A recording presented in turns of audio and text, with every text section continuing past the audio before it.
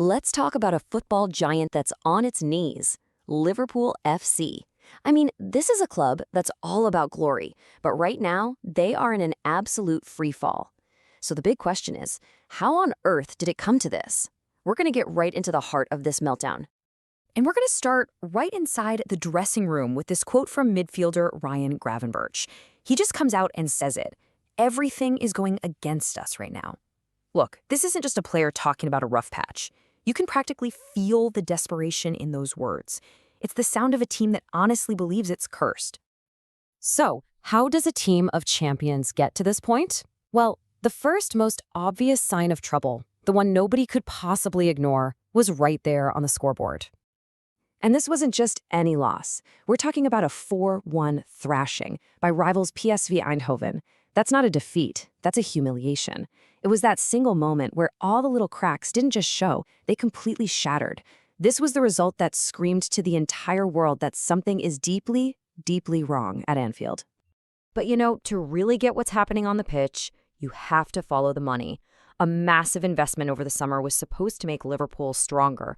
It was not supposed to lead to this kind of catastrophe. £500 million.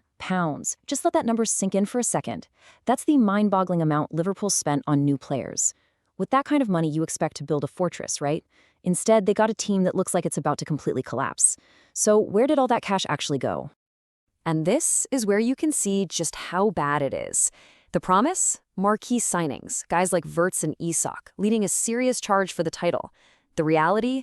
Those same players are being called underperformers, and the whole situation is being labeled a catastrophic collapse.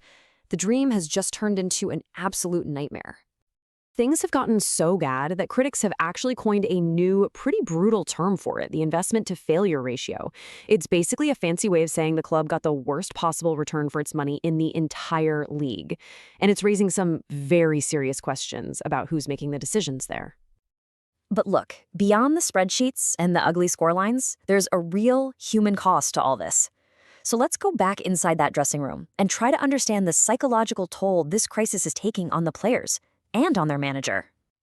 Now, this is a pretty stunningly honest admission from the manager, Arne Slot.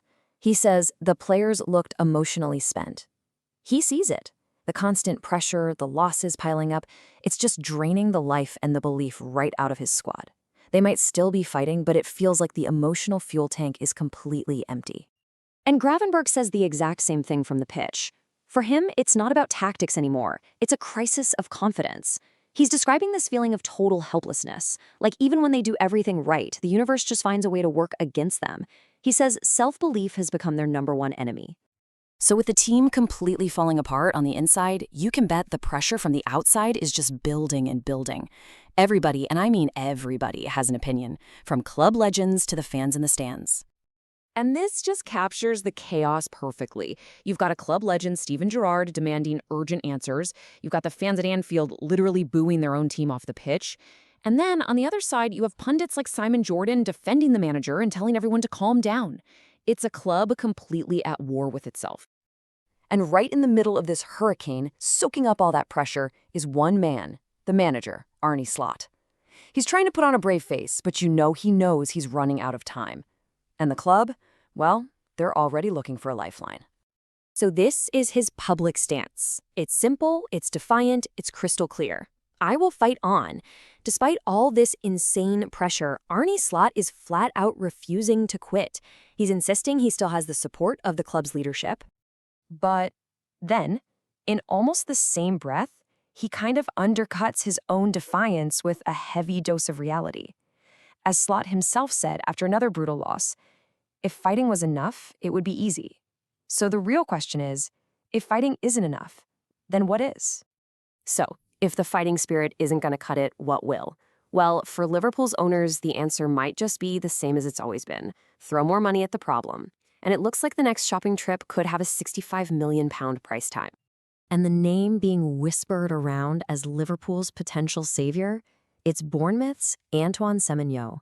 Reports are swirling that the club is seriously thinking about activating his release clause, which is basically a fixed fee they can pay to just buy him without any negotiations, to bring him in as a mid-season emergency reinforcement.